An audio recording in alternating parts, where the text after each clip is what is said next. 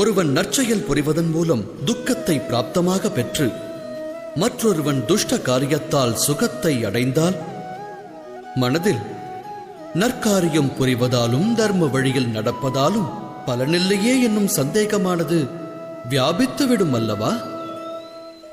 ஆனால் துஷ்ட ஆத்மா எதை பிராப்தமாக பெறும் என்பதையும் அறிய வேண்டும். துன்பத்தை விளைவிக்கும் ஹிருதயம் என்றென்றும் சஞ்சலத்தில் உழலக்கூடியது. எப்போதும் இதயத்தில் போராட்டங்கள் முளைத்துக் கொண்டிருக்கும். அவநம்பிக்கை அம்மனதை வாழ்வுள்ள வரையில் விரட்டும். அதுவா சுகம்? எப்போதும் தர்ம வழியில் நடப்பவர்கள், நற்பணியை செய்பவர்கள், சன்மார்க்கத்தில் திளைப்பவர்கள் மனம் அமைதியை தேடும். இடையில் விளையும் தீமையால் அவரின் சுகத்தை வெல்ல இயலாது.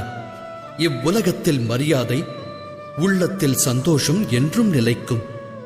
அதாவது நல் வழியில் சென்றால் சுகத்தை அடையலாம் என்பது தவறாகும்.